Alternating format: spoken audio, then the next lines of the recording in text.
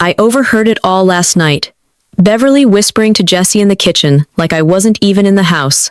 Her voice was low, but sharp, slicing through the air like a blade. Your mom's slipping, Jesse. She's forgetting things, leaving stuff on the stove wandering around at night. It's not safe anymore. We need to think about a nursing home. My own son didn't push back, didn't defend me, just sat there, letting her words sink in.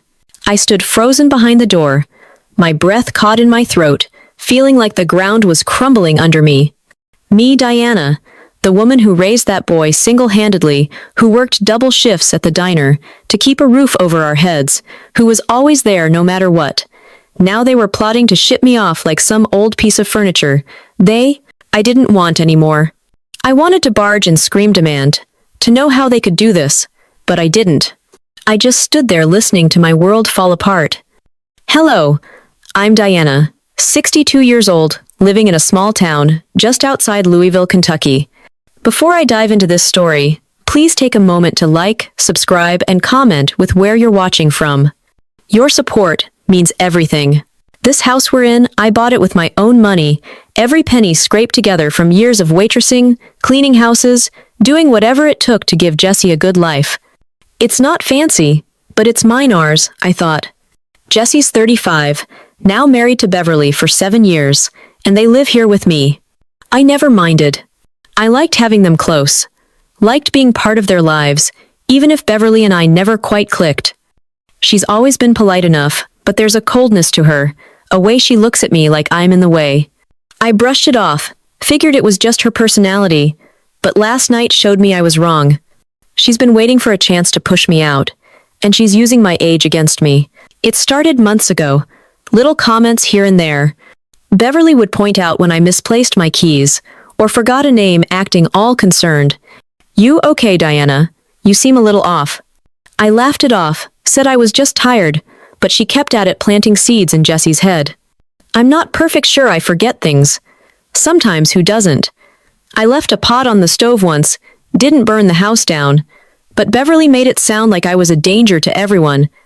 She'd bring it up at dinner casual, but pointed, and Jesse would nod, like he was starting to believe her. I didn't realize how deep it was going until last night's conversation. They thought I was asleep, but I'd gotten up for a glass of water and heard everything. Beverly was pushing hard, saying I needed professional care, that it was for my own good. Jesse didn't agree outright, but he didn't shut her down either. That's what hurt the most, his silence. I barely slept after that. I kept replaying it in my head, her voice, his lack of response, the way they were planning my future without even asking me. By morning, I was done feeling sorry for myself.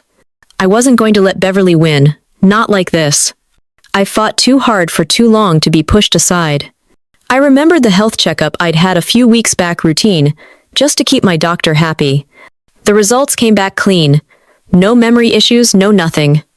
I'd tucked the report away in my dresser, didn't think much of it at the time. But now, it was my ammunition. And then there was the house. My name's on the deed, not Jesse's, not Beverly's. If they wanted to play dirty, I'd play smarter. I got up early before either of them was awake and pulled out the paperwork. The health report was right where I left it, crisp and official, stating I was in good shape for my age. The deed was in a lockbox under my bed, along with some other important documents. I laid it all out on the kitchen table and waited. When Jesse came downstairs, rubbing sleep from his eyes, he stopped short when he saw me sitting there, the papers in front of me. Beverly was right behind him, already dressed, her face tightening when she saw the setup. Mom, what's this? Jesse asked, glancing at the papers. I didn't waste time. I heard you two last night, talking about putting me in a home like I'm some kind of problem you need to solve. Well, I'm not going anywhere. This is my health report. Says I'm fine, no issues. And this, I tapped the deed. This is the deed to this house. My house. If you're so eager to get rid of me, you can pack your bags and go first. Jesse's face went pale. Beverly's eyes narrowed, but she didn't say anything. Just stood there like she was calculating her next move. I kept going, my voice steady, even though I was burning inside. I've given you everything, Jesse. This house, a home, a life. And now you're letting her convince you. I'm too old to be here. You think I'm slipping. You're wrong. I'm as sharp as ever, and I'm not letting anyone take what's mine. Jessie stammered, trying to find words. Mom, it's not like that. We were just worried. Worried I cut him off. You don't sound worried when you're whispering behind my back. You sound like you're ready to wash your hands of me. Beverly finally spoke, her tone cool. Diana, we're just trying to do what's best. You've been forgetting things, and it's dangerous. We can't watch you all the time. I looked her dead in the eye. You don't need to watch me. I've been taking care of myself in this family long before you came along. If you don't like it, there's the door. Nobody moved. Nobody backed down. Jesse looked torn, his eyes darting between me and Beverly. I didn't know what he'd say, but I knew one thing. I wasn't going to let them push me out without a fight. The air was heavy, like we were all holding our breath, waiting for someone to make the next move. I wasn't backing down, not after everything I'd built, not after everything I'd given. This was my home, my life, and I was going to fight for it. The silence stretched on until Jesse finally spoke, his voice quiet. Mom, I don't want you to leave. I don't know what to do here. You start by listening to me, I said, not letting my guard down. Not her. I'm your mother, Jesse. I've always been here for you. Don't forget that. Beverly didn't say another word, just turned and walked out of the kitchen, her heels clicking on the floor. Jesse stayed looking at me, like he was trying to figure out what to say next. I didn't push him, just let him sit with it. I'd made my point, but I knew this was only the beginning. Beverly wasn't the type to give up, and Jesse was still caught in the middle. I had to stay sharp, had to keep my eyes open, because if I didn't, she'd find another way to come at me. That day, I started taking steps to protect myself. I called my lawyer Tom, a guy who'd helped me with the house years ago. I told him everything. Beverly's whispers, the nursing home talk, the way she was trying to make me look like I was losing it. He listened, didn't interrupt, just took notes. When I was done, he said I had a strong case if it came to it. The house was in my name, no question, and nobody could force me out unless I signed something. He suggested I get everything in order, make sure all my paperwork was airtight. I told him to start on it right away. I also asked about a will, not because I was planning to go anywhere, but because I wanted to be clear, Jesse would get this house, but only if he respected me. If he let Beverly run the show, I'd rather give it to someone else. Tom said he'd need a few days to pull it all together, but he'd make it happen. I hung up feeling a little better, like I was taking back control. But I wasn't fooling myself. Beverly was still in the house, still married to my son, and she wasn't going to stop just because I'd called her out. I had to be ready for whatever she tried next. I started keeping a closer eye on things, noticing little details I'd missed before, like how Beverly would linger near my room when she thought I wasn't looking, or how she'd ask Jesse questions about my day, like she was fishing for something to use against me. I didn't confront her, not yet, but I was watching. Jesse was different after that morning. He didn't bring up the nursing home talk again, but I could tell it was weighing on him. He'd try to make small talk, ask me how I was doing, but it felt forced, like he was walking on eggshells. I didn't make it easy for him either. I wasn't mad exactly, but I wasn't going to pretend everything was fine. He'd let Beverly get away with too much for too long, and he needed to figure out where he stood. I loved him, always would, but love doesn't mean letting someone walk all over you. A couple days later, I caught Beverly in the act. I'd left my purse on the counter, something I don't usually do, and when I came back, it was open. My keys moved to a different pocket. She was in the kitchen, acting like nothing happened, but I knew it was her. I didn't say anything, just took my purse and walked away. But I added it to the list. I'd started keeping a notebook, where I wrote down everything she did, every little trick. It wasn't just for me, it was for Jesse, if it came to that.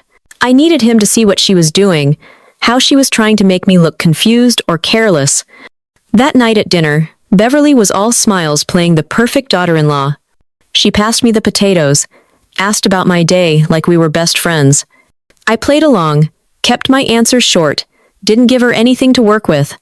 Jesse was quiet, watching us both, like he knew something was off, but didn't want to say it. After dinner, he helped me clean up something he hadn't done in a while. As we washed dishes, he spoke up. "Mom, I'm sorry about the other night. I should have said something to Bev." I didn't look at him, just kept scrubbing a plate. "You should have." "But it's not just about saying something, Jesse. It's about doing something.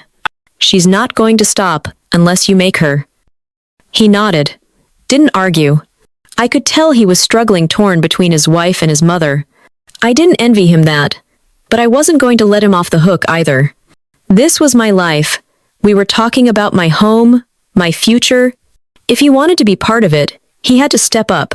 The next morning, I got a call from Tom. He'd pulled the deed, and some other documents confirmed everything was in my name, no surprises. He also said he'd started on the will, would have a draft ready soon. I thanked him, told him to keep me posted. When I hung up, I felt a weight lift, not all the way, but enough to keep me going. I wasn't just fighting for the house anymore. I was fighting for my place in my son's life, for the respect I'd earned over years of hard work and sacrifice. Beverly could try all she wanted, but I wasn't going anywhere. By the end of the week, things were still tense, but I was holding my ground. Beverly was keeping her distance, not making any bold moves, but I knew she was planning something.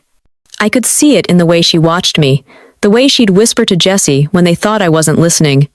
I didn't confront her, didn't give her the satisfaction. Instead, I kept building my case, kept talking to Jesse, kept showing him who I was. I wasn't some old lady to be pushed aside. I was his mother, the woman who'd given him everything. And I was going to make sure he remembered that. The kitchen standoff didn't end with anyone storming out or shouting apologies, but it shifted something in the house, like a crack in the foundation you can't see, but know is there. Jesse mumbled about needing to think, and shuffled off to his job at the auto shop, leaving me and Beverly staring at each other across the table. Her eyes were cold, calculating, like she was already planning her next move.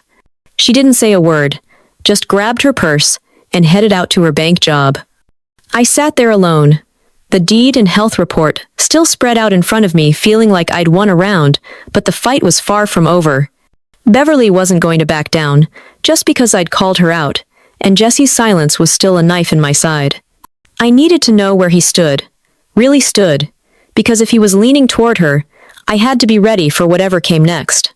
I spent the morning cleaning up the kitchen, but my mind was racing. I couldn't just sit and wait for Beverly to strike again. I had to protect myself, my home, my place in this family. I started by digging through old files in my bedroom, pulling out every piece of paperwork tied to the house. Mortgage records, tax documents, insurance policies. I wanted it all in one place where I could see it. I found the original purchase agreement from 20 years ago when I'd signed my name with shaking hands, so proud to have something of my own. Every page reminded me what I'd fought for, what I wasn't about to lose. I called Tom, my lawyer, again to double-check everything. He was calm, as always said. The house was mine, free and clear, no liens, no disputes. My name was the only one on the deed, and no one could force me out unless I signed it away. I asked him to start drafting a will, not because I was planning to go anywhere, but because I wanted it in writing. Jesse would get the house, but only if he respected me. If he let Beverly push me out, I'd leave it to a local charity before she got her hands on it. Tom said he'd have a draft ready in a few days, and I hung up feeling a little steadier, like I was building a wall around what was mine. When Jesse got home that evening, Beverly wasn't with him. She'd texted saying she was working late, which I didn't believe for a second. I was waiting in the living room, the paperwork neatly stacked on the coffee table. I motioned for him to sit, and he did, looking like a kid caught breaking a window. I didn't yell or accuse, just laid it out plain. "Jesse, I need to know where you stand. Are you with me, or are you with her on this? Because I heard what I heard, and you didn't say a word to defend me." He rubbed his hands together, staring at the floor. "Mom, I don't want you in a home. I swear. Beverly's just worried, that's all. She thinks it's safer for you. Safer for me, or easier for her?" I asked, not letting him dodge. "I'm not some old lady who can't handle herself. You know that. So why didn't you tell her she was out of line?" He sighed, finally looking up. I didn't know what to say. She's my wife, Mom. I'm trying to keep the peace. Peace, I said, my voice sharp despite myself. There's no peace when you're talking about shipping me off. You think that's fair? After everything I've done for you? He flinched like I'd slapped him. I'm sorry, okay, I should have said something. I just don't know what to do. I softened a bit, but not too much. You start by standing up for what's right. This is our home, Jessie. Yours and mine. She doesn't get to decide what happens to me.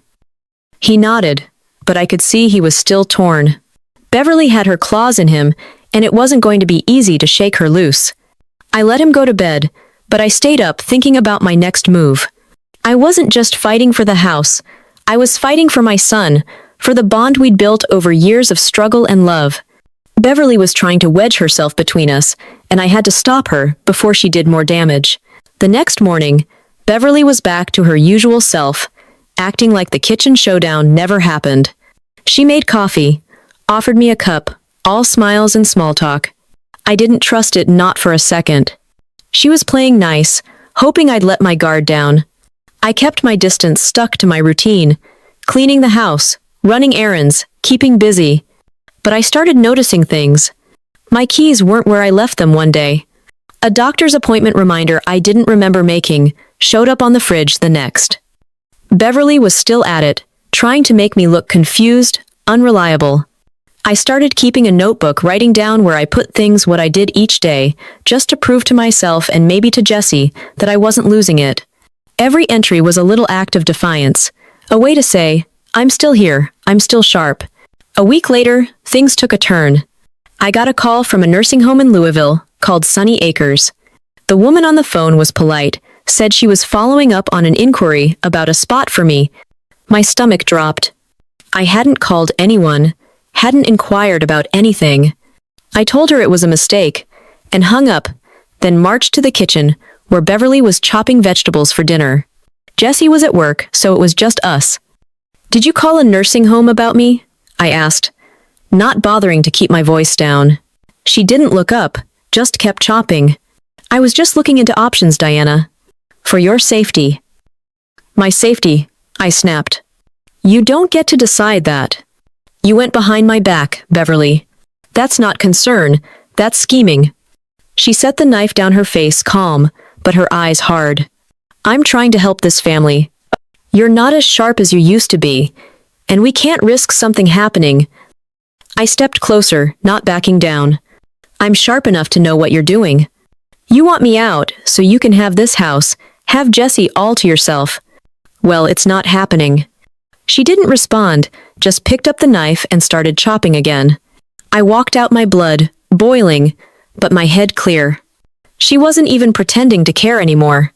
I called Tom right away, told him about the nursing home call. He said it was a bold move on her part, and we could use it against her if it came to legal action. He suggested I start documenting everything, not just in my notebook, but with copies of any calls or letters. I thanked him and got to work saving the voicemail from Sunny Acres and taking pictures of the appointment reminder on the fridge. I was building a case not just for Jessie, but for anyone who might need to see it. When Jessie got home, I showed him the evidence. He listened, didn't interrupt, but I could see the tension in his jaw. Bev did this, he asked, holding the phone with the voicemail. Who else? I said. She's been trying to make me look like I'm falling apart. This is just the latest. He shook his head, handed the phone back. I'll talk to her. Don't just talk, Jessie, I said. Do something. She's crossing lines you can't ignore. He didn't promise anything, but I could tell he was rattled. That night at dinner, Beverly was quieter than usual, barely looking at me. Jessie was tense, watching her like he was waiting for her to slip up. After we ate, he pulled her aside, and I heard them arguing in the living room, their voices low but heated. I couldn't make out the words, but I didn't need to. Jessie was finally pushing back, and it felt like a small victory. I went to my room, closed the door, and added the day's events to my notebook. I wasn't celebrating yet, but I was holding my ground, and that was enough for now. The next few days were uneasy. Beverly kept her distance, didn't try any new tricks, but I could feel her watching me, waiting for an opening. I kept up my routine, stayed vigilant. I also started talking to Jessie, more not about Beverly, but about us. I'd bring up old memories like the time we fixed the leaky roof together, or the Christmas we spent eating canned soup because I'd spent all my money on his presents. He'd smile, listen, sometimes add his own details. It was like we were rebuilding something, piece by piece. I wasn't trying to manipulate him, just wanted him to remember who we were before Beverly started pulling him away. One afternoon, I caught Beverly going through my desk in the living room. I'd come back from the grocery store earlier than she expected, and there she was rifling through my papers. She froze when she saw me, then tried to play it off. "Oh, Diana, I was just looking for a pen." I didn't buy it. "In my desk. Try the kitchen next time." She mumbled something and left, but I checked the desk right after. Nothing was missing, but I knew what she was after, anything she could use to make me look bad. I moved all my important papers to a locked file cabinet in my room, added that to my notebook too. I didn't tell Jessie not yet. I wanted to catch her in something bigger, something he couldn't ignore. By the end of the week, Tom called with an update. The will was almost ready, and he'd added a clause about the house staying in my control as long as I was competent, which my health report backed up. He also said he'd looked into Sunny Acres and found out the inquiry came from a number linked to Beverly's work phone. It wasn't hard proof, but it was close. I told him to keep digging, see if he could get more. When I hung up, I felt a surge of strength. Beverly was slippery, but I was closing in. I just had to keep Jessie on my side and stay one step ahead of her. Jessie started coming around, more helping with chores like he used to. One evening, he fixed a loose step on the porch, something I'd been nagging him about for months. As we sat outside afterward, he looked at me serious. "Mom, I don't want you to think I'm against you. I'm trying to figure this out." I nodded, didn't push him. "I know you are. Just don't let her make you forget what's right." He didn't say anything else, but I could see he was thinking hard. Beverly was still in the house, still playing her game, but I was gaining ground. I wasn't naive. She'd try something else soon. But I was ready. I'd faced her once, and I'd do it again, as many times as it took to keep what was mine. I wasn't going to wait for Beverly to make her next move, because sitting still felt like handing her the win. If she wanted to play dirty, I'd play smarter, and I'd do it on my terms. I started by pulling Jessie closer, not just to talk about Beverly's schemes, but to remind him who we were as a family. I'd bring up old stories like the time we stayed up all night, rebuilding the back fence after a storm, or when we drove 2 hours to see his favorite band for his 16th birthday. I didn't dwell on the past to make him feel bad, just wanted him to feel the weight of what we'd built together. He'd listen, sometimes laugh, and I could see it hitting him, stirring up memories Beverly couldn't touch. It was slow, but it was working, and I needed him to see me, not as some old woman she could push aside, but as his mother, the one who'd always had his back. Meanwhile, I kept my eyes locked on Beverly. She was still dropping her little hints, trying to paint me as forgetful or frail, but she was sneakier now, like she knew I was watching. I caught her moving my glasses from the coffee table to the bathroom, then acting surprised when I asked where they were. "Oh, Diana, you left them in here," she said, all sweet and innocent. I didn't call her out, just smiled and thanked her, but I wrote it down in my notebook, every detail, every date. I was building a record not just for Jessie, but for myself, to prove I wasn't imagining her games. She'd slip up eventually, and I'd be ready when she did. I also started reaching out beyond the house, because I needed allies, people who'd see me for who I was. I called my old friend Linda, who runs a book club in town, and told her everything. Beverly's whispers, the nursing home call, the way she was trying to turn Jessie against me. Linda was furious, said I needed to stand my ground and show everyone I was still sharp. She invited me to join the book club, and I said yes right away. I also signed up to volunteer at the local food bank and even enrolled in a computer class at the library to learn how to use those new apps everyone's always talking about. It wasn't just about proving a point. It felt good to be out moving, talking to people, reminding myself I was still in the game. The more I did, the more I realized how much Beverly's tricks had shaken me, made me question myself. but being around others laughing, arguing about books, or sorting canned goods brought me back to who I was. Jesse noticed the change, and it started to shift things between us. One evening, he came home and found me sorting through old photos, putting together a scrapbook for the family. He sat down, started flipping through them with me, pointing out pictures from his old baseball games, or that summer we painted the porch bright blue just because we felt like it. "You've always been tough, Mom," he said, holding a photo of us at his high school graduation. "I don't want you to think I don't see that." "Then show it," I said, keeping my voice firm but not harsh. "Don't let Beverly run this family. She's your wife, but I'm your mother, and that means something." He didn't say much, just nodded, but I could tell he was thinking hard. I was getting through to him bit by bit, and it felt like I was pulling him back from her grip. Beverly wasn't happy about it, though. She started making snide remarks about me being out too much, or pushing myself too hard for my age. I ignored her, kept doing my thing, but I knew she was cooking up something bigger.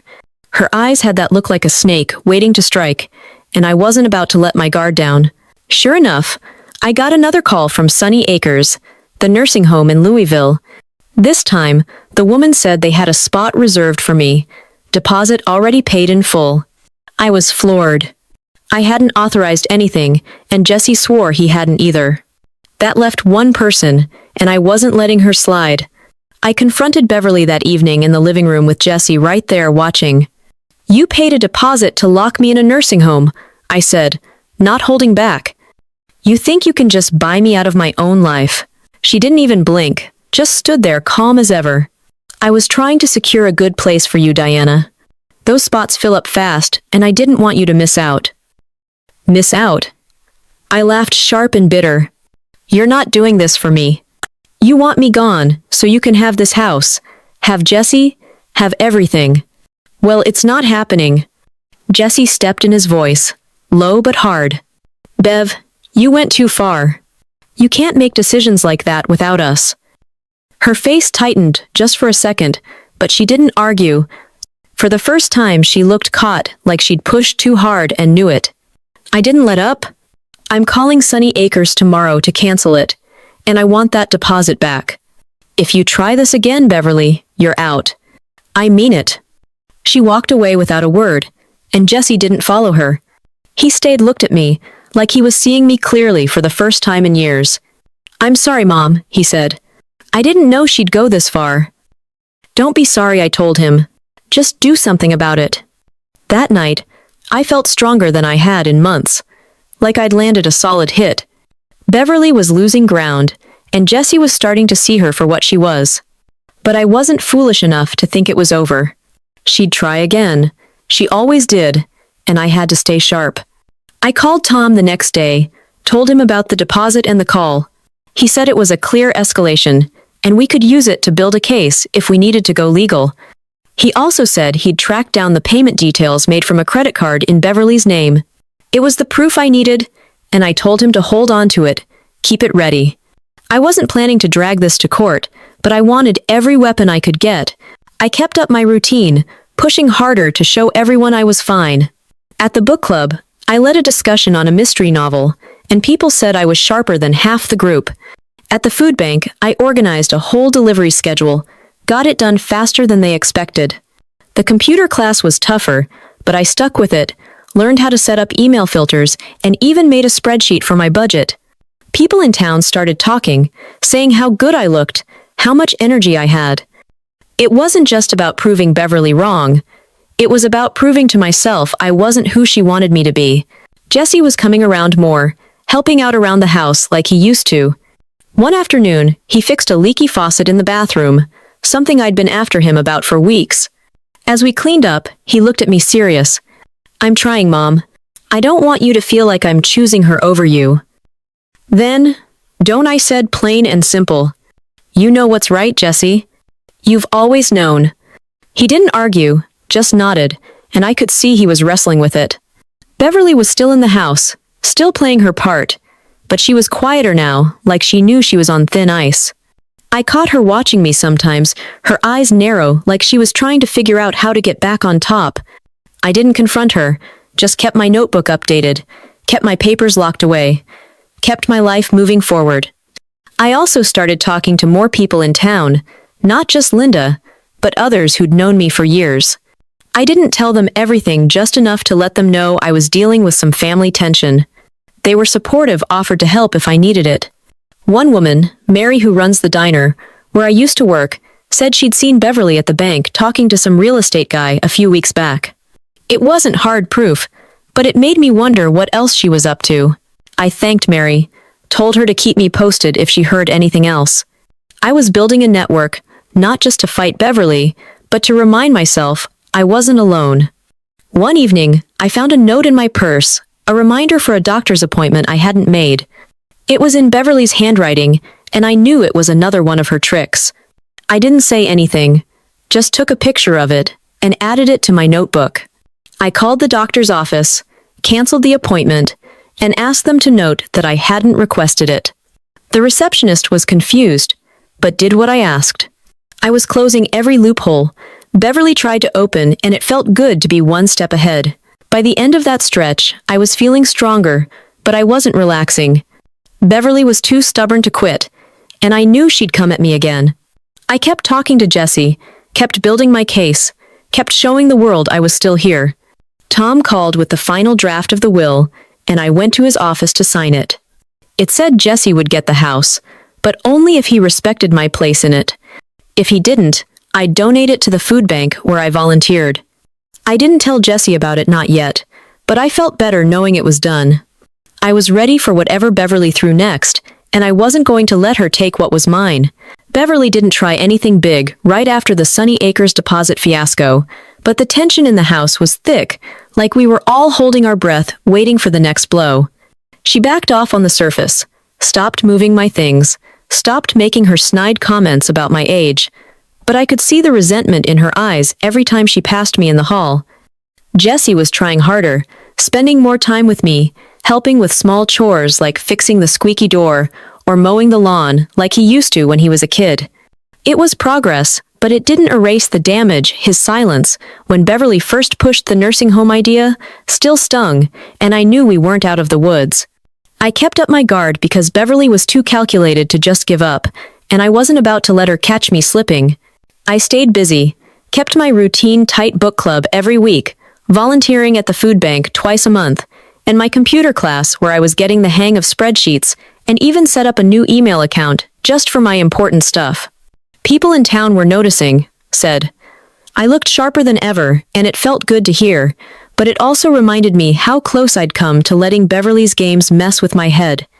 I wasn't just fighting for the house anymore. I was fighting to keep my place in the world, and I wasn't going to let her take that from me. Jesse saw it too, started joining me sometimes, like when I'd sort donations at the food bank, he'd show up to help carry boxes. We didn't talk about Beverly. During those moments, just worked side by side, and it felt like we were rebuilding something piece by piece. Then a letter showed up in the mail, addressed to me from a real estate company in Louisville. They offered to buy the house for cash, no questions asked, and the number was high, $300,000, way more than the place was worth. I knew right away it wasn't random. Nobody just sends an offer like that out of the blue, especially not for a small house in a town like ours. I took the letter to Jesse, showed it to him before Beverly got home from work. This isn't a coincidence, I said, keeping my voice steady. Someone's trying to push me out, and I'd bet everything it's her. He read the letter, his brow furrowing. You think Beverly did this? Who else? I said, not letting him look away. She's been trying to get me out from the start. First, the nursing home, now. This? She's not even hiding it anymore. He didn't want to believe it. I could see it in his eyes, but the doubt was there, growing stronger. When Beverly walked in later, he didn't waste time, held up the letter and asked point blank, "Did you contact these people about Mom's house?" Her eyes widened just for a split second before she smoothed it over. No, Jesse, of course not. Why would I do that? Then why's this letter here? He pressed his voice harder than I'd heard in a while. It's addressed to Mom, offering to buy the house out from under her. You're the only one who's been pushing for her to leave. She shook her head, playing the victim, like always. I don't know anything about it. Maybe it's just a scam or something. I wasn't buying it, and for once, Jesse didn't seem to either. He didn't push her further, just set the letter down, but I could tell he was turning it over in his head. I didn't let it go, called the real estate company the next day, pretending to be interested in the offer. The agent was eager, said they'd been contacted by someone claiming to represent me, asking for a quick sale, no hassle. I pressed for a name, but they wouldn't give one, said it was confidential. I hung up, knowing it was Beverly. Nobody else had the motive or the nerve. She'd gone too far this time, and I wasn't going to let it slide. I took everything to Tom. My lawyer laid out the letter. The nursing home calls the way Beverly was still trying to make me look confused. He said I had enough to file a restraining order if I wanted, or at least threaten legal action to scare her off. I wasn't sure about going that far yet, but I told him to start preparing, keep all the options open. I also asked him to double-check the house's title, make sure there were no surprises waiting. He came back with good news. Everything was clean. My name only, no liens, no issues. Legally, I was untouchable, and that gave me the push I needed to take the fight to her. I decided it was time for a showdown, waited until Sunday dinner when we were all at the table. Beverly was quiet, picking at her food, like she could sense something coming. I set the real estate letter in the middle of the table next to a copy of the house deed and my health report from the doctor. Let's get one thing straight, I said, looking right at Beverly. This house is mine. I'm not selling it, I'm not leaving it, and I'm not going to a nursing home. You've been trying to push me out for months, calling Sunny Acres messing with my things, now this real estate stunt. It stops now. She opened her mouth to protest, but I cut her off. Don't. I know it was you. The real estate company said someone claiming to be me reached out. You're the only one who'd do this. Jesse stared at her, waiting for her to deny it. She didn't just sat there, her lips tight, her eyes cold, like she was daring me to keep going. Finally, she spoke, her voice low. I was trying to help, Diana. This house is too much for you to handle alone. Alone, I said, my voice rising. I'm not alone. I have Jesse. And if you don't want to be part of this family, that's your choice. But you don't get to make mine. Jesse slammed his hand on the table, making the plates rattle. Enough, Bev. I'm done with this. You've been lying, going behind our backs. I can't trust you anymore. Her face crumpled for a moment, but I didn't feel an ounce of pity. She'd brought this on herself every step of the way. She stood up, grabbed her purse, and walked out without another word, her heels clicking on the floor. Jesse didn't go after her, just looked at me, his eyes full of regret. I'm sorry, Mom, he said. I should have seen it sooner. I nodded, too tired to say much. Just make it right, Jesse. That's all I'm asking. Beverly didn't come back that night. Stayed at a friend's place in town or so, Jesse said. I didn't care where she was, as long as she wasn't in my house stirring up trouble. Jesse and I talked for hours after dinner, the kind of talk we hadn't had in years. He admitted he'd been blind to Beverly's games too, caught up in trying to keep everyone happy. I told him I didn't blame him, not completely, but he needed to step up, and he promised he would. I believed him, not because I was naive, but because I saw the guilt in his eyes, the way he was finally starting to see her for what she was. I kept moving forward. Didn't let the victory make me sloppy. I called Tom again, told him about the dinner, how Beverly didn't even try to deny the real estate letter. He said it was a good sign, meant she knew she was losing ground. He also said the restraining order was ready if I wanted to pull the trigger, but I held off, wanted to see what she'd do next. I also asked him to look into the real estate company, see if he could dig up any more proof of Beverly's involvement. He said he'd get on it right away, and I felt better knowing I had someone in my corner who knew the law. In town, I kept up my routine, pushed even harder to show everyone I was fine. At the book club, I suggested we start a community project, maybe a fundraiser for the library, and people loved the idea, said I should lead it. I said yes, not just to prove a point, but because I wanted to do something good. At the food bank, I took on more shifts, helped organize a big donation drive for the holidays. The computer class was paying off too. I set up a group chat for the book club, made it easier for everyone to stay in touch. People kept saying how much they admired my energy, and it wasn't just talk. I could feel it in the way they listened when I spoke. Jesse was stepping up too, started coming to the food bank with me every week, even joined me for a book club meeting, which made everyone laugh because he'd never been much of a reader. We were finding our way back to each other, and it felt like the house was ours again, not Beverly's battleground. But I wasn't naive. She was still out there, still married to my son, and I knew she wasn't done.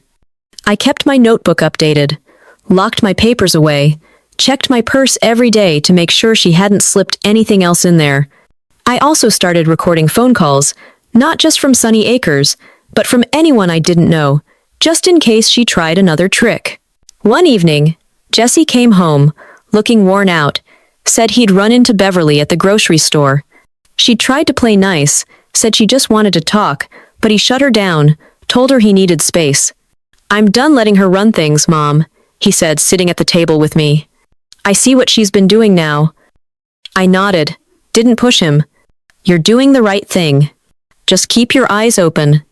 He promised he would, and I believed him. Beverly was losing her grip, but I knew she'd try one last play. People like her always do. I was ready, kept my evidence tight, kept my allies close, kept my son closer. The house was mine, the family was mine, and no one was going to take that away. Beverly's walkout after the Sunday dinner showdown left a quiet in the house that wasn't peaceful, but heavy, like the air before a storm breaks. She didn't come back that night, or the next, and Jessie said she was staying with her sister in Lexington, claiming she needed time to think. I didn't care where she was, as long as she wasn't here scheming to push me out. Jessie and I sat down after she left. Talked longer than we had in years, about everything, not just Beverly, but us. Our life, what we'd been through together. He admitted he'd been blind, let her manipulate him, because he thought it was easier than fighting. I told him I didn't hold it against him, not entirely, but he had to make things right, and he swore he would.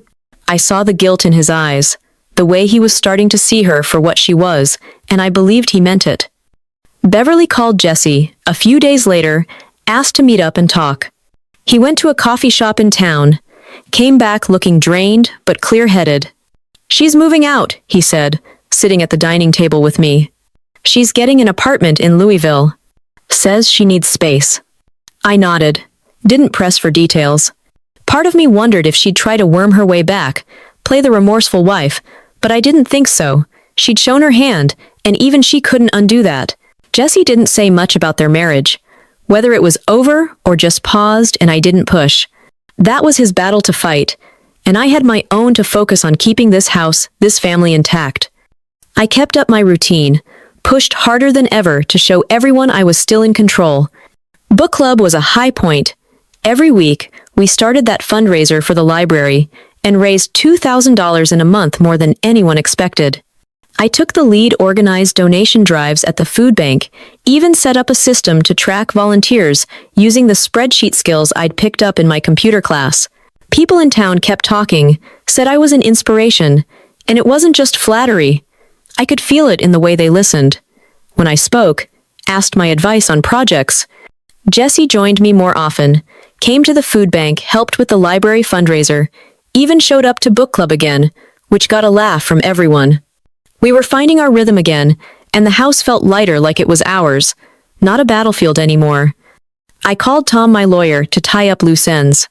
He'd finished the will, and I signed it. Made sure it said Jesse would get the house, but only if he respected my place in it. If he didn't, I'd leave it to the food bank where I volunteered. I also set up a trust for the property to lock it down legally so no one could pull a fast one in the future.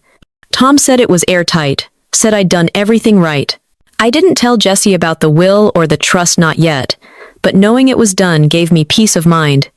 I also asked Tom to keep digging into the real estate letter, see if we could pin it on Beverly for sure. He came back with a lead. The agent had been contacted by someone using an email linked to Beverly's bank job.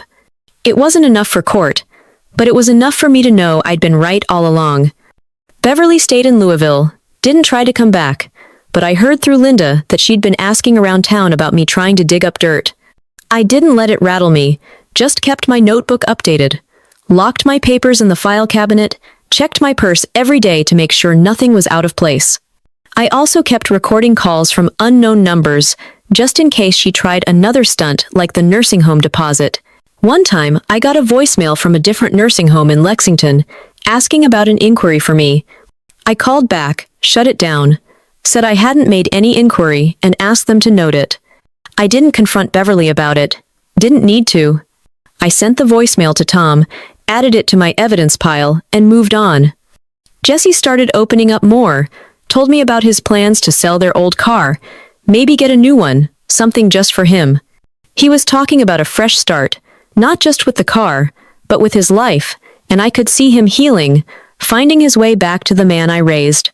We started doing more together, cooking dinners, watching old movies, even fixing up the back porch where the paint was peeling.